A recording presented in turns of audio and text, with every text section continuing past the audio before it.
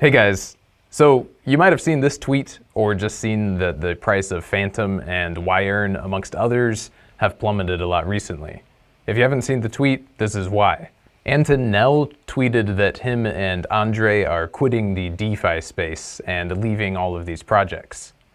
Now, Anton seems relatively important in some of these, but the big hitter here is actually Andre Cronje. If you don't know who he is, I'll get into that in a second.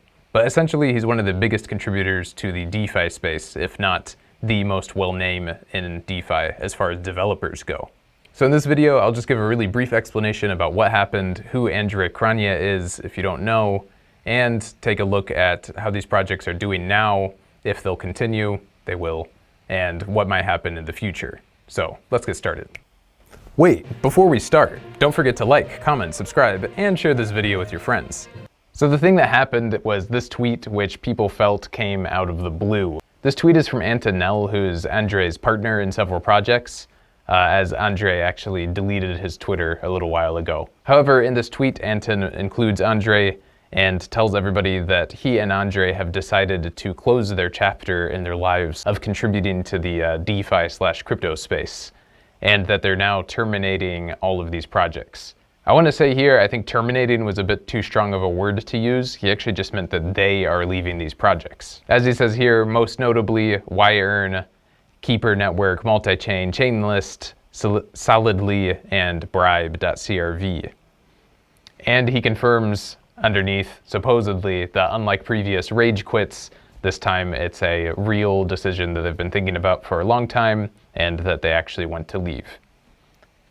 Again, like I said at the beginning of this video, I'm going to focus more on Andre as he's sort of the bigger name. That being said, I want to keep this video short. It's more of an update rather than a biography of Andre. But essentially, Andre worked on projects in DeFi. He's a very well-respected developer in the space who came up with many creative new ideas and made multiple very successful projects. However, throughout his history in the DeFi space, he's had a bit of a love-hate, leaning a little bit more toward the hate side of working in DeFi, as he likes to actually just do the coding and build things that work well and come up with his own ideas and implement them, and he really doesn't like the entire social side. This is coming from him. He has a blog and he writes about these things. So throughout the whole time, he enjoyed coming up with concepts, trying to build them, implement them. He even claimed everything he does is for him, and anybody who wants to actually use these things should use them at their own risk and not complain because they're for him. He wrote a 2-part blog on why working in DeFi sucks, talking about how anything that goes wrong is totally blamed on the developer, and anything that goes right, the developer only gets a little bit of credit, and people looking at timelines, always asking when the thing is going to come out. The entire social side he always had a problem with. In that way, this announcement doesn't come as too big of a surprise to anybody who kept up with Andre. Essentially what happened is early on in Andre's work in the DeFi space, people saw his ability to create useful, interesting projects that people were into, and therefore pretty quickly his name became one that people would look at, and they would always try to see what he's working on, always try to find out what he's doing, even if he didn't really want to make it public, and then start focusing on that. And then people who are just really trying to make money on the next big thing would start pushing him, investing in it before it's ready, and then complain a lot anytime anything went wrong. And so this put a ton of stress onto Andre, and I guess that's why in the end he decided that he just didn't want all of the stress anymore, which again, you can look at his blog and see his own sentiment on this. So as to how Andre's projects are going to be affected, we'll first look at Phantom, which is the biggest one of these, but also the one that's taken the least hit.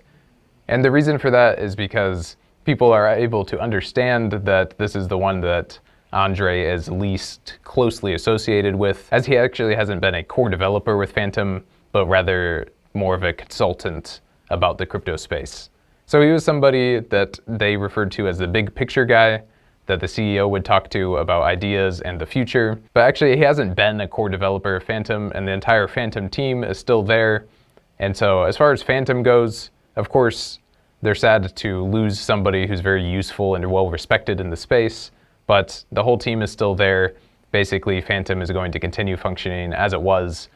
They're just not going to have this one person talking with their future. But they're a well-established team that's pretty big, and the whole project is going well. So Phantom did take a hit, but in my own personal opinion, I think it'll recover relatively quickly, as Andre wasn't really a major core part of Phantom.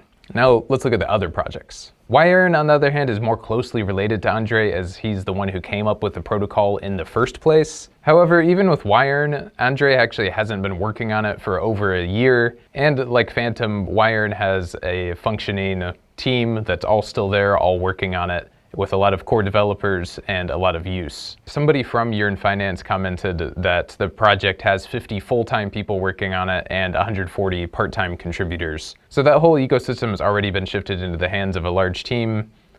So even though this is a big hit for it, as it was Andre's original creation, it's already passed out of his hands.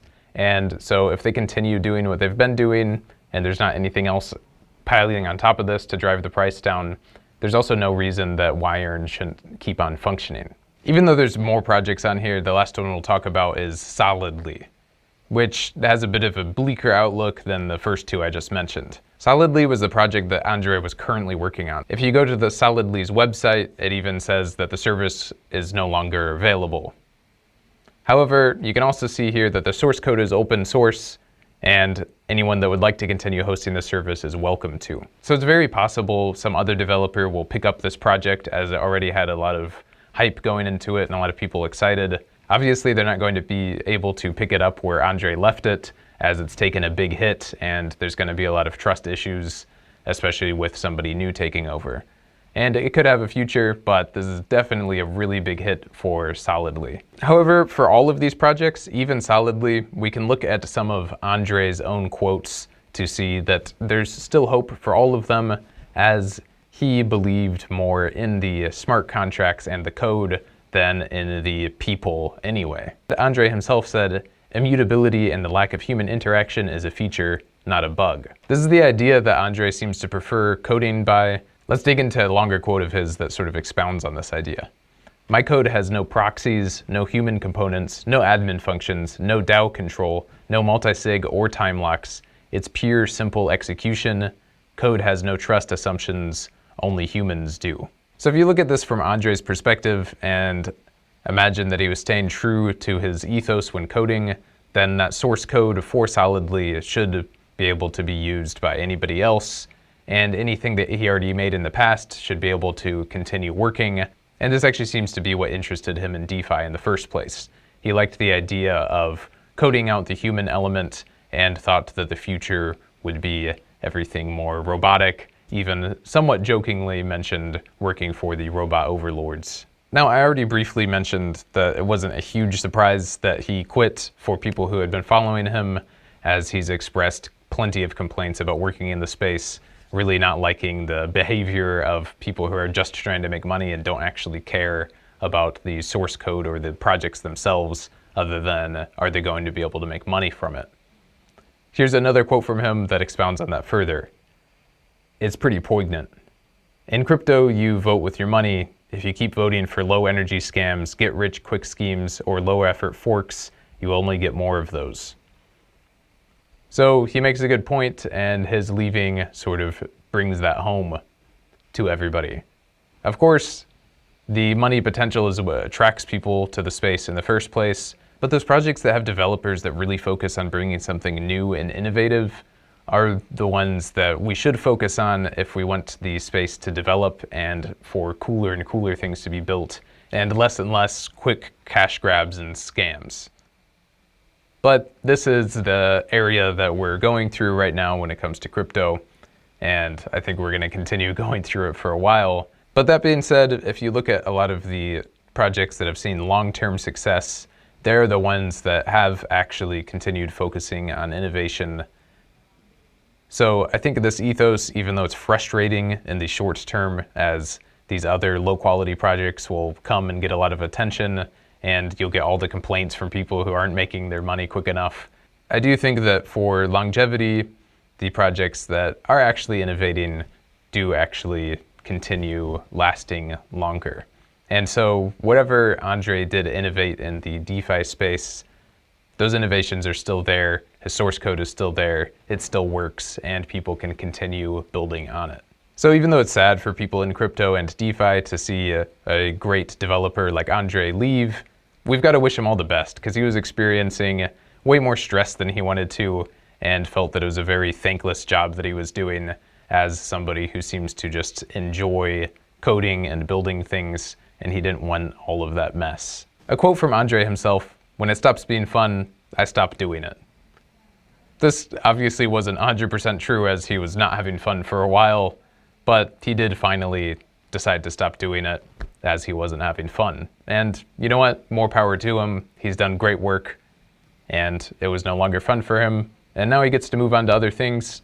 It'll be interesting to see what he works on in the future, or maybe he's just going to chill out and play World of Warcraft. Who knows? Anyway, thanks for watching this video. See you guys next time.